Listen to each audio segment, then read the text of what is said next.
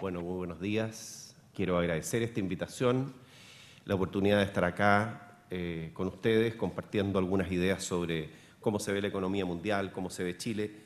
Agradecerle a la Universidad del Desarrollo, a la SOFOFA, por esta oportunidad, y la verdad es que he estado acá, creo que en las últimas 3 versiones de este encuentro.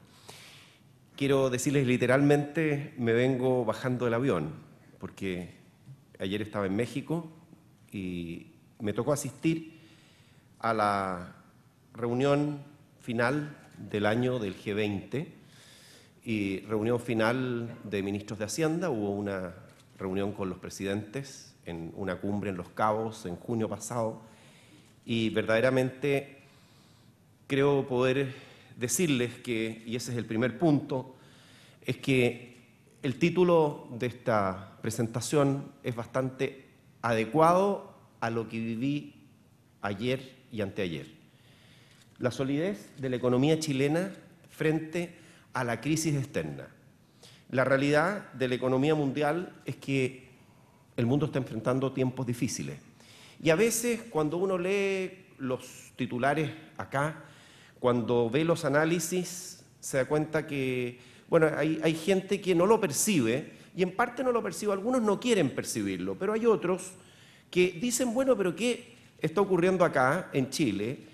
Que estamos sorteando también esta crisis, y la verdad es que las últimas cifras indican que Chile sigue sorteando muy bien la crisis externa, porque el mundo objetivamente enfrenta tiempos difíciles.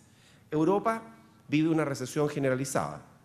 Me tocó conversar con varios de los ministros de Hacienda de Europa, las cifras al segundo trimestre de 2012, caída en todas las economías, excepto, bueno, Francia con un crecimiento muy débil, y crece, quien crece en Europa es Alemania, pero Alemania no logra sacar adelante al resto de los países de Europa, y por lo tanto Europa, la zona del euro, está cayendo.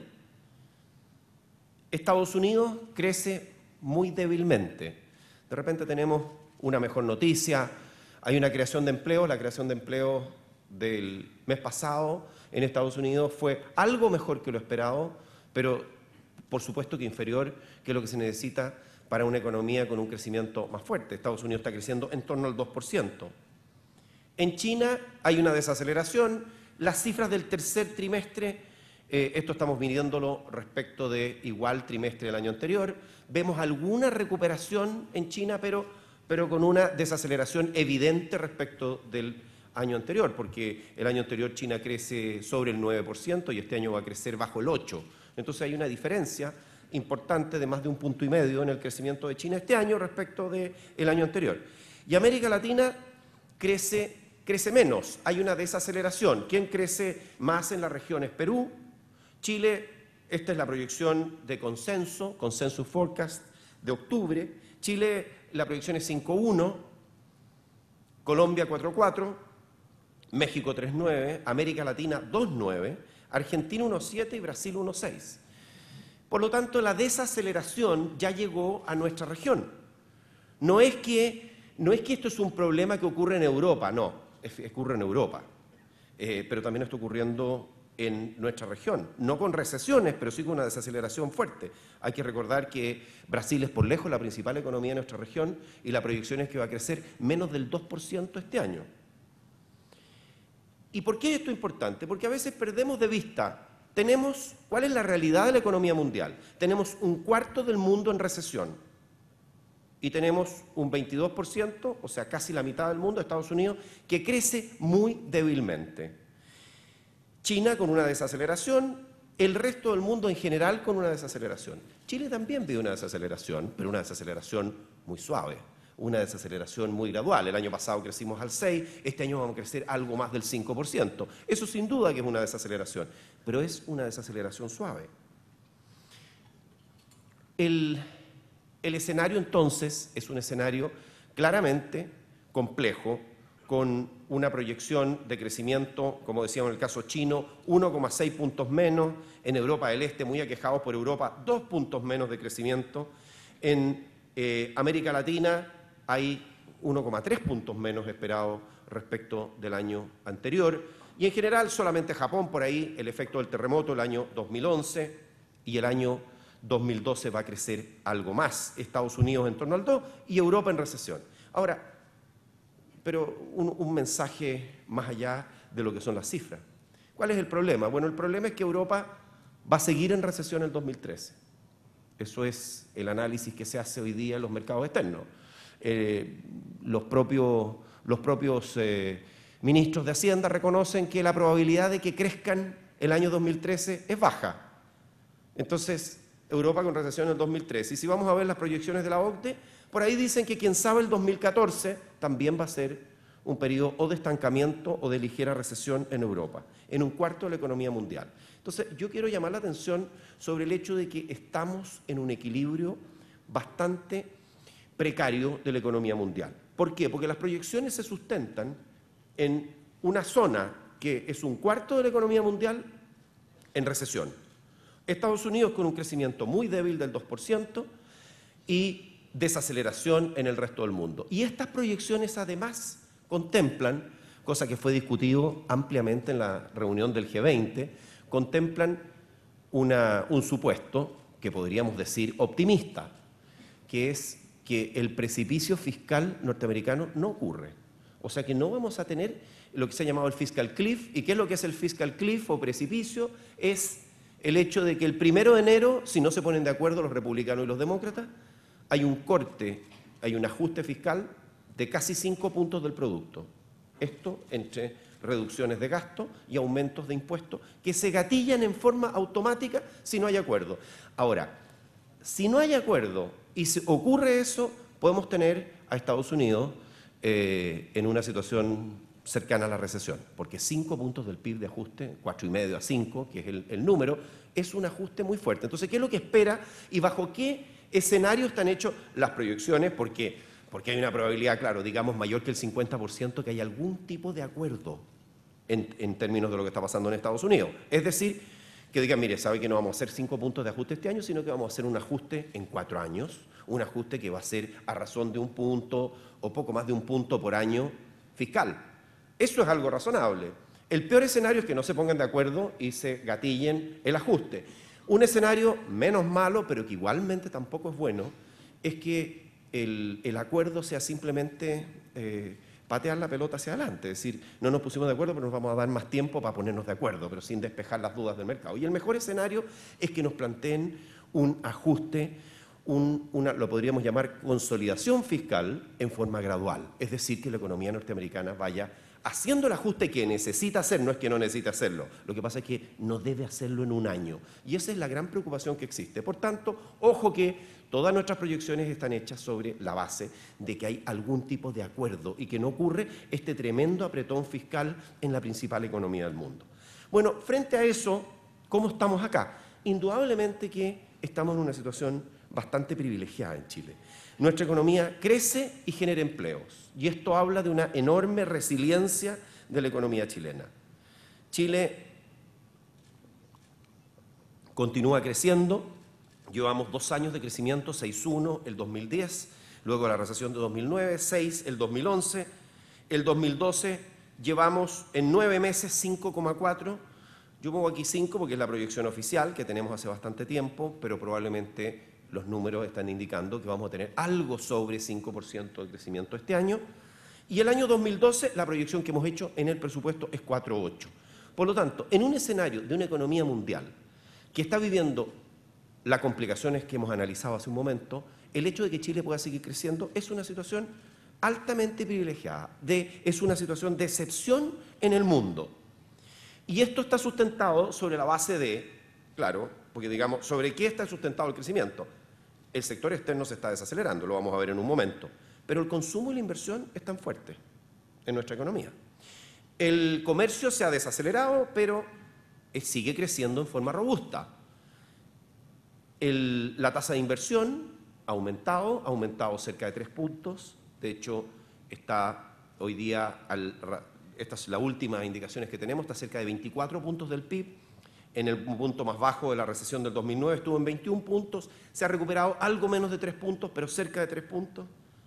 El sector construcción, muy importante dentro de este escenario, es que el sector construcción ha ha seguido creciendo y de hecho incluso ha acelerado un poco el crecimiento. Es una muy buena noticia, un sector intensivo en mano de obra, es un sector que está respondiendo, ya no podemos decir que esto es reconstrucción, si la actividad del sector construcción ocurre además en todo el país. Está ocurriendo en regiones que fueron afectadas y otras que no fueron afectadas por el terremoto. Por lo tanto, aquí hay una actividad que está muy ligada a proyectos de inversión.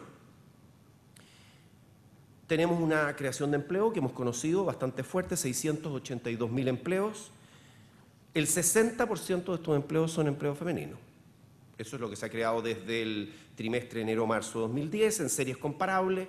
Las estimaciones que arrojan encuestas independientes de la Universidad de Chile son similares en términos de porcentajes de incrementos de empleo, por lo tanto, estas son las cifras del INE, pero las cifras de la Universidad de Chile hablan de una realidad similar para el Gran Santiago, que es lo que mide la cifra de la Universidad de Chile. 60% de mujeres.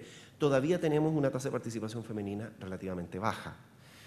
Chile está llegando a 48%, la realidad de los países de la OCDE es bastante más que eso, por lo tanto ahí tenemos un desafío, y un desafío que hoy día es importante, sobre todo por las estrecheces que estamos viviendo en el mercado laboral. Bueno, pero estas estrecheces del mercado laboral son, en cierta forma, una buena noticia. El hecho de que tengamos una tasa de desempleo de 6,4, 6,5% en meses que son el último trimestre móvil, julio-septiembre, o sea, todavía tenemos meses de invierno, en que estacionalmente el desempleo es bajo, pero la economía está creando empleo en forma tal que esta tasa se mantiene en niveles bastante bajos, no de pleno empleo, pero sí cercanos al pleno empleo. Pleno empleo, todavía no podemos decir que estamos en él, pero claramente hay actividades donde el problema es encontrar mano de obra. Pero eso es una buena cosa. Hoy día los empleos, los trabajadores tienen más facilidad para encontrar un empleo y más bien son los empresarios los que están buscando mano de obra. Eso es una buena cosa. Y esto se da en un escenario de aumento de poder adquisitivo de los trabajadores. Tenemos el 2010, 2011, 2012, ha ido aumentando en los primeros 9 meses de este año, 3% aumento real de las remuneraciones, esto medido en 12 meses hacia atrás. El año 2011, 2,5, 2,2, o sea, tenemos economía que crece, que crea fuerte empleo, aunque se ha ido desacelerando la creación de empleo, con un aumento en el poder adquisitivo de los trabajadores y con una inflación bajo control. Como probablemente va a alertar el presidente del Banco Central, uno nunca debe bajar la guardia en la inflación, nunca. Pero lo cierto es que tenemos una inflación controlada, 2,8% en 12 meses, está por bajo la meta del Banco Central, dentro del margen de tolerancia, pero por bajo la meta de 3%. Por tanto, esta es una combinación muy especial. Un mundo con la situación que hemos visto, pero un Chile que crece, con inflación controlada, es una situación muy poco corriente. Es muy poco corriente en un país en el tiempo y hoy día muy rara en el mundo. Estamos enfrentando riesgos, sin duda. Y cuando alguien dice, bueno, es que Chile la crisis no nos ha afectado, pero por supuesto que sí, ¿cómo que no nos ha afectado? Lo que pasa es que la economía chilena ha seguido creciendo, algo menos, pero ha seguido creciendo a pesar de la crisis externa. Y miren ustedes lo que está pasando con las exportaciones a Europa e incluso a China. No hay que tomar las cifras de un mes, pero hace tiempo que estamos en promedio las exportaciones a Europa cayendo a tasas que en varios meses han sido de 2 dígitos. Esto es caída en dólares de exportaciones respecto del mismo mes del año anterior. Y a China también estamos con exportaciones que caen, ¿no es cierto?, en promedio en los últimos meses. El mes de septiembre tiene una realidad especial y tal vez el mes de septiembre también tenemos un tema con los días hábiles y los envíos y la actividad. Entonces, no saquemos conclusiones solo del mes de septiembre, pero tomemos lo que ha pasado en el año 2012. Ya llevamos varios meses, todo el año hemos tenido caídas en las exportaciones a Europa. Y Europa no es un mercado insignificante ni mucho menos. De hecho, como región es la segunda región de mayor importancia para Chile. La Unión Europea, 20% de las exportaciones chilenas a Europa en 2011. China, 23%. Entonces, claro, redireccionamos exportaciones y eso lo están haciendo muy bien nuestros exportadores. Están redireccionando sus envíos, pero eso tiene un límite, ¿no es cierto? Y ahora, esto son cifras en dólares cuando decimos la caída, y eso tiene que ver también con los precios. Los precios del cobre este año son bastante más bajos que los que eran el año anterior. Por lo tanto, eso afecta el valor de las exportaciones en dólares. Los índices de Quantum son distintos. Pero estamos viendo claramente un fenómeno de desaceleración. ¿Y a China qué le vendemos?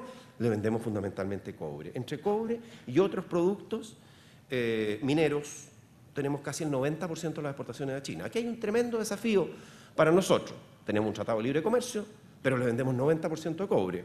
El desafío es diversificar nuestra base exportadora hacia China. Tenemos un enorme mercado y esto se está logrando, pero se está logrando muy de a poco y con una base muy alta en lo que es productos minerales. Y otra forma en la cual nos ha llegado la crisis externa es la corrección del precio del cobre. Esta corrección, si el año pasado tuvimos un precio promedio, tuvimos $4.40 por ahí, pero precio promedio de $4, $3.99, $4, este año las últimas cifras son algo inferior a $3.50. $3.50 el precio spot del día, con precios que han sido algo inferiores, algo superiores. Por cada centavo dólar de menor precio del cobre en promedio anual, son del orden de $120 millones menos de exportaciones y son del orden de $50 millones menos de ingresos fiscales. Cifras aproximadas, pero para tener una idea de lo que significa un centavo de dólar en el precio del cobre promedio para Chile. Bueno, quiero referirme a este tema del sector público y la cuenta corriente porque se ha tocado mucho. Y claramente, si ustedes ven, nuestro país ha tenido un deterioro en el saldo de la cuenta corriente. El 2009 tuvimos un superávit de 2%, pero claro, tuvimos un superávit con una recesión.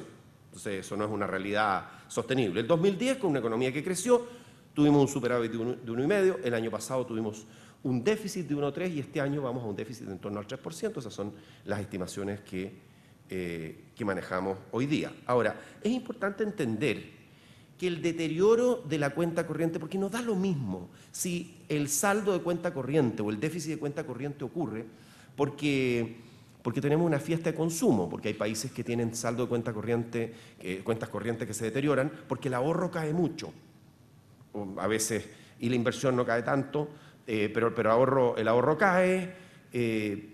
La combinación es muy importante en el saldo de cuenta corriente. Y en Chile hemos tenido una inversión que crece. Entonces, ojo con ese punto. Aquí no estamos en presencia de una fiesta de consumo. Estamos en presencia más bien de una inversión. El nivel de ahorro va a depender mucho del precio del cobre. Pero lo que es más sostenido, y esto es la cifra que tenemos acá, es el aumento que ha tenido la inversión como porcentaje del PIB. Y el otro tema importante es entender que el tema fundamental no en el sector público, sino en el sector privado. Para hacerlo en términos, esto es una identidad, el saldo de cuenta corriente es exactamente igual al saldo del déficit público más el déficit privado. Y ese saldo da que la razón por la cual tenemos un déficit de cuenta corriente, el sector público contribuye positivamente y el sector privado tiene un déficit. Entonces, cuando tenemos déficit hoy es con una contribución positiva al sector público y con una contribución negativa al sector privado.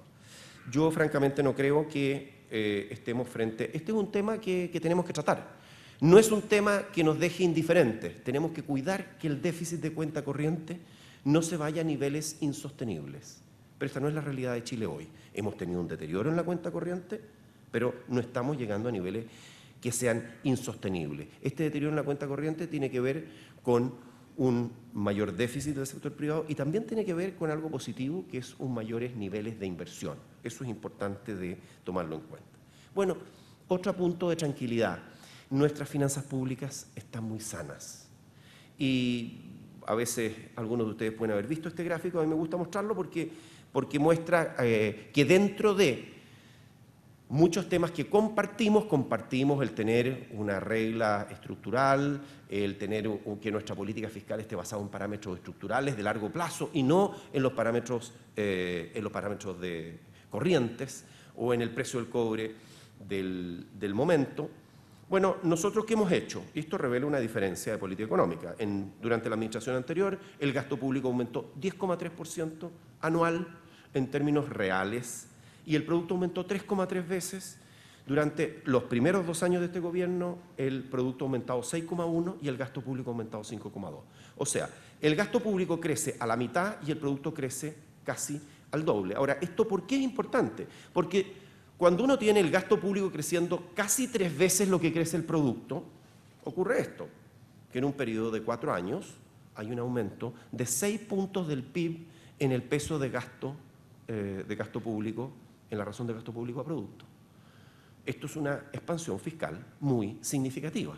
Es una expansión fiscal muy fuerte en un periodo relativamente breve de tiempo. Nosotros lo que hemos hecho es cortar el gasto fiscal, es algo que nunca estuvo en los planes de este gobierno, pero sí hemos ido reduciendo el gasto como proporción del producto, a través de que el producto se expanda más y tener un aumento moderado del gasto público. ¿Eso qué permite? Eso permite ayudar en la lucha contra la inflación, tener tasas de interés más moderadas y un tipo de cambio más competitivo. Eso es, en definitiva, lo que hace una política fiscal en que el crecimiento del gasto es más moderado. Y el balance fiscal efectivo, bueno, el 2009 tuvimos un año de recesión, un déficit de 4,2, el 2010 tuvimos un déficit de 0,4, luego un superávit de 1,3. Nuestra mejor proyección para este año es un déficit de 0,2 y el año 2013 un déficit de 0,7. Ahora, si ustedes ven, esto más o menos da equilibrio fiscal en los 4 años, más o menos, ¿no es cierto? En promedio, equilibrio fiscal en balance efectivo. En balance estructural, vamos a verlo en un momento, es una reducción de 2 puntos del PIB. Pero yo quiero tocar este punto también porque el tema de los ingresos fiscales y el cobre es muy importante.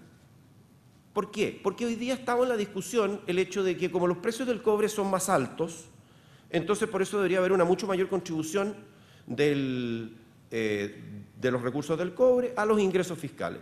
Y eso es mirar una mitad del problema, pero no la otra mitad. La otra mitad es que hay que verlo con los costos de producción.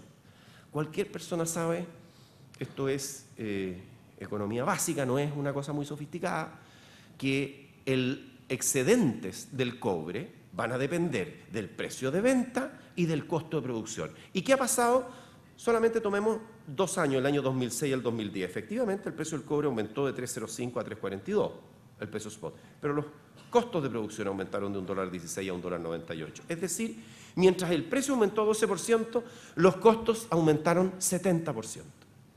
Esto es un tema que es generalizado en la industria del cobre, pero es importante mencionar que es un tema central porque los excedentes dependen de la diferencial entre el precio y los costos. Precio de venta, es decir, ingresos, menos costos de producción. Y es así como el año 2006, el aporte de Codelco al fisco, con esos costos y con ese precio, fue de 5,4% del PIB y más de 8.000 millones de dólares. Y el año 2010, el aporte fue, digamos, de 2,8% del PIB. Y el año 2011, con los costos del 2011 y los precios del 2011, el aporte fue de 2,3% del PIB. Es decir, el aporte de Codelco al fisco ha caído 3,1 puntos a pesar de que el precio ha aumentado. Y eso no es ninguna cosa tan compleja de entender. Es porque los costos han aumentado más. Ahora, por supuesto que las empresas están haciendo su mejor esfuerzo por controlar los costos.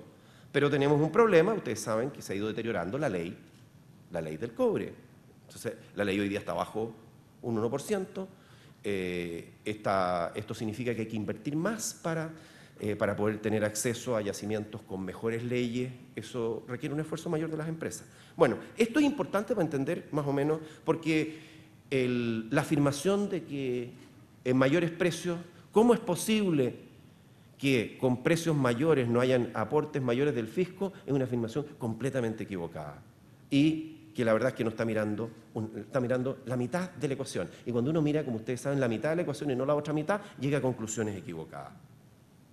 En términos de nuestra posición fiscal estructural, recibimos un déficit de 3 puntos del PIB, vamos a entregar un déficit de 1 punto del PIB. Es decir, vamos a mejorar la posición fiscal en 2 puntos del PIB. Y eso es algo que viene de un estudio, de un trabajo que hizo un comité asesor de regla fiscal, en el cual estuvieron algunos de los economistas más prestigiados de nuestro país, un grupo transversal que determinó que nuestro punto de partida había sido 3 puntos del PIB. Por lo tanto, vamos a mejorar la posición fiscal en 2. La administración anterior recibió un superávit fiscal de 1,1 punto del PIB y lo dejó en -3. Eso es un deterioro de 4,1 puntos del PIB. Por lo tanto, nosotros estamos, dentro de la aplicación de una política fiscal estructural, mejorando la posición fiscal de Chile. Y esto es para que todos ustedes puedan dormir tranquilos. Tenemos un déficit estructural. Pero yo les pregunto, ¿alguno de ustedes está durmiendo mal porque tenemos un déficit de 1 punto del PIB? Yo espero que no. Yo tampoco. Estamos todos durmiendo bien. ¿Y por qué? Porque tenemos una posición fiscal muy sólida. Chile el sector público es acreedor neto, no es deudor neto. Tiene más activos que pasivos.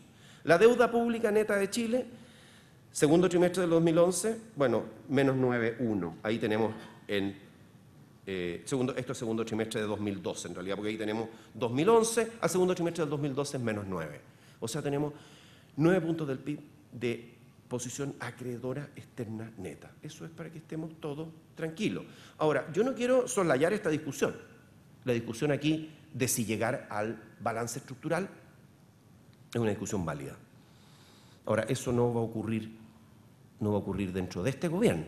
Nosotros nos comprometimos a llegar de -3 a -1 y consideramos razonable seguir y creemos que el próximo gobierno, es una decisión que tendrá que adoptar, si es que continúa de -1 a 0, que equivaldría a ser, si lo hacen 4 años, un esfuerzo de 1/4 punto del PIB por año para llegar a 0. Por supuesto que nosotros esperamos que quien preside el próximo gobierno sea una persona de nuestra coalición y la oposición espera lo contrario, y eso es razonable que así sea. Pero hay un cierto acuerdo, hasta donde yo lo veo, de que es razonable continuar con este proceso de llegar al balance estructural. Los fondos soberanos se han recuperado, estamos hoy día en más de 20.000 millones de dólares. Como ustedes recuerdan, tuvieron una caída de 20.000 a 11.000, 9.000 millones de dólares de caída el año 2009. Lo que hemos hecho es, gradualmente hemos ido haciendo aportes todos los años a los fondos soberanos, más la rentabilidad que estos tienen. Hoy día tenemos algo más de 15.000 millones de dólares en el Fondo de Estabilización Económico y Social, 5.800 en el Fondo de Reserva de Pensiones. Debemos hacer un nuevo aporte al Fondo de Reserva de Pensiones en el año que viene, por el hecho de que eso por ley debemos hacer un 0,2% del PIB mínimo, independiente de que tengamos o no un superávit fiscal. Y esto significa que Chile tiene favorables condiciones de acceso a financiamiento. El CD de Chile a 5 años, esto es, tiene 81 puntos base, y Argentina tiene 1.734. Argentina ha tenido un deterioro, hoy día está solamente, Grecia lo supera en términos de riesgo soberano. Pero todo esto, como vamos a ver en un momento más, todo esto es sujeto, porque esta es la prueba del mercado, y la prueba del mercado se dio hace un par de semanas, hace unos 10 días atrás. Antes de terminar el tema fiscal, yo quiero simplemente comentarles que estamos mejorando la gestión de los recursos públicos. Y que no solamente hemos ido normalizando la razón gasto a PIB, estas cifras macro que hemos conversado, sino que en términos de la eficiencia del gasto público hemos logrado avanzar 30 puestos en un periodo de 3 años. El año 2009, y esto no son cifras nuestras, son cifras del Foro Económico Mundial, que las calcula todos los años y dice cómo está cada país en términos de, ellos miden un indicador de eficiencia del gasto público, de 40 a 10, 30 posiciones. Poco a poco, entre 144 países, Chile es 10 en materia de eficiencia del gasto público. Ahora, esto lo hemos hecho, han habido, no tengo tiempo ahora de extenderme, pero han habido 4 ajustes de gasto público que hemos hecho. El primero, cuando recién llegamos, una reasignación de gasto de 730 millones de dólares, luego una disminución adicional en el presupuesto 2011 que nos tocó trabajar en septiembre y ir a la aprobación legislativa en septiembre, octubre y noviembre del año 2010. Luego hicimos un ajuste adicional de gasto el año pasado, no sé si ustedes recuerdan, 750 millones de dólares en marzo del año pasado. Bueno, todo esto redunda en que estamos mejorando la asignación y la eficiencia de los recursos públicos. Y si no, nos explica que estemos cumpliendo con todos los elementos del programa de gobierno y estemos cumpliendo con todas las leyes que han sido aprobadas, la reducción del 7% de cotización de salud, el bono de bodas de oro, el postnatal de 6 meses, en fin, todos estos elementos que están hoy día cumpliéndose con incrementos del gasto público moderado. Y eso es porque hemos hecho un esfuerzo de reasignación. Solamente a algunos de ustedes les gusta, nosotros tenemos tenemos un programa nuevo en el sector público, que es el programa Chile Gestiona. Y este programa nos tiene muy entusiasmados porque lo estamos haciendo es mirar cómo está evolucionando la gestión pública con variables, por ejemplo, ausentismo laboral, horas extraordinarias usadas en el sector público, tardanza en pagar a los proveedores del Estado, y aquí hemos implementado el sistema Chile Paga. Déjenme darle datos simples. Si medimos el ausentismo laboral en días por funcionario por año, después de la implementación del programa Chile Paga, que partió el año 2011, perdón, el Chile Gestiona, que partió en 2011, hemos logrado reducir más o menos unos 2 días funcionario año. Ahora ustedes piensen que el sector público tiene más de 200.000 funcionarios, estamos hablando 2 días funcionario año, es un número importante de días que estamos ahorrando. Ahora, la idea acá, bueno, ¿cómo se hace esto? Tratamos de generar mejores condiciones laborales, crear conciencia de lo que significa estar fuera del trabajo, en fin, hay una serie de programas que se hacen, pero estamos midiendo con indicadores de gestión, días por funcionario año de ausentismo. Segundo, horas extra por funcionario. No está mal usar horas extra. Lo que no está bien es que las horas extras sean asignadas como parte del sueldo al principio del periodo. Nosotros encontramos que en algunos lugares se asignaban como parte del sueldo, y eso no es el objetivo de las horas extras. Hemos logrado también reducir las horas extras desde niveles, como ustedes ven, entre el año 2010 teníamos periodo 60 horas por funcionario año, hoy día estamos llegando a junio de 2012 a cerca de 48 horas funcionario. Hemos cortado más o menos 10 horas funcionario año. Saquen la cuenta de nuevo, 200.000 funcionarios, 10 horas funcionario año, es un número importante de horas que están, que la idea no es cortar las horas y cortar el servicio, la idea es hacer el trabajo que se puede hacer, distribuyéndolo mejor sin tener que recurrir a horas extraordinarias cuando esto es posible, porque es necesario hacerlo en otros casos. Y también tenemos el programa Chile Paga, que ustedes pueden, si hay algún proveedor del Estado acá, que me imagino debe haber alguno, la mayor parte de los proveedores son pymes, ustedes pueden ingresar al sitio web www.chilepaga.cl y en este sitio web pueden mirar, incorporan el RUT y ven si tienen alguna factura pendiente con el Estado. Y a través de esto ustedes pueden hacer un reclamo, todo a través de esta página web, y ustedes reciben una respuesta a su reclamo. Estamos tratando de pagar mejor, de ser mejores clientes, que el Estado de Chile sea un mejor cliente. Por ejemplo, ahí ustedes ven consulta de facturas, y ahí ustedes pinchan ese casillero y pueden encontrar en qué está su factura y qué información pueden obtener.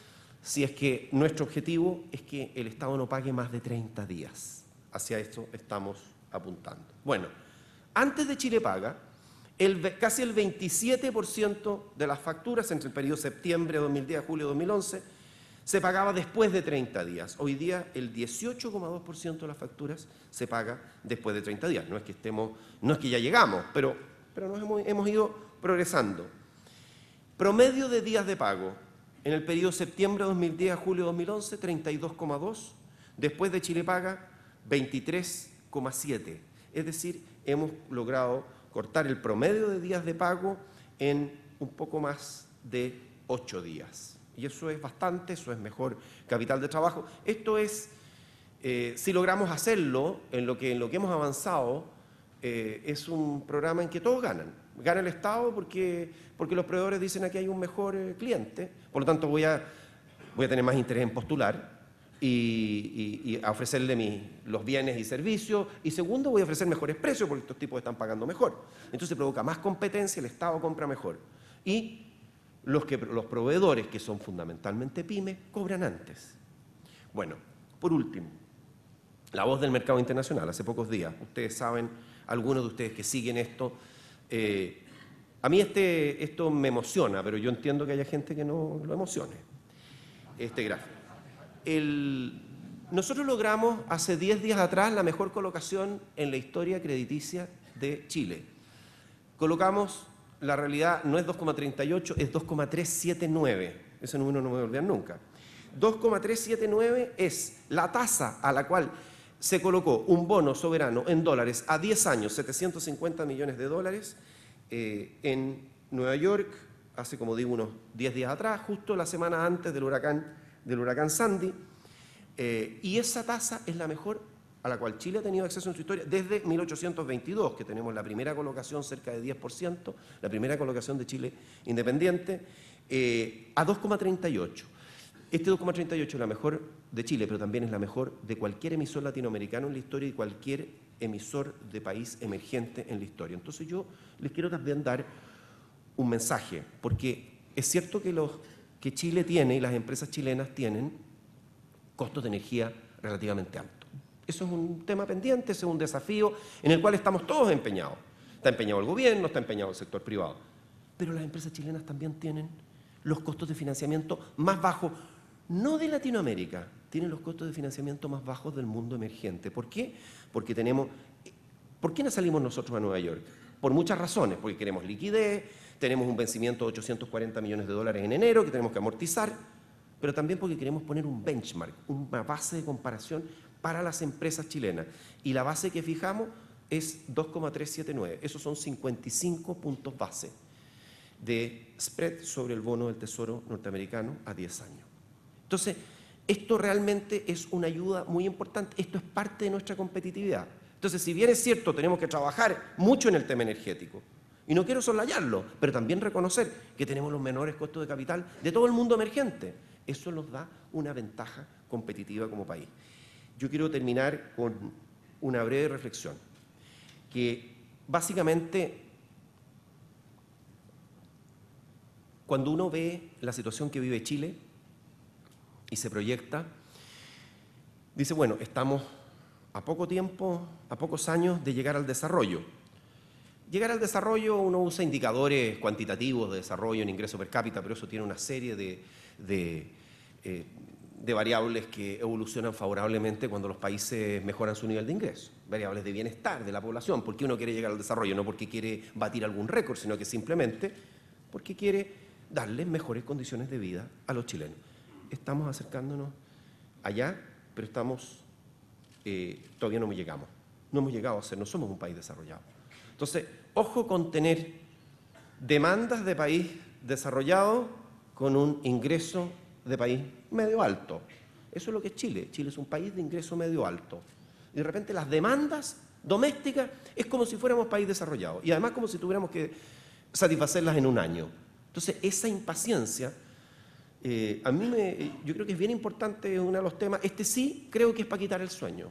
Para quitar el sueño que Chile esté tan cerca del desarrollo y que a la vez tengamos una situación en que vayamos por impaciencia a perder esta oportunidad. Yo creo que este es un tema de responsabilidad, es responsabilidad de todos los actores. Es responsabilidad de los actores políticos, es responsabilidad de los actores sociales, es responsabilidad también del gobierno. Creo que hemos dado muestras de que nosotros y las políticas económicas no se han orientado por satisfacer a grupos de interés, se han orientado por el interés del país y se ha mantenido la responsabilidad. Nosotros vamos a mantener la responsabilidad en las políticas públicas, vamos a mantener la responsabilidad fiscal, vamos a cumplir nuestros compromisos y no nos vamos a dejar llevar ni por las encuestas ni por el populismo. Muchas gracias.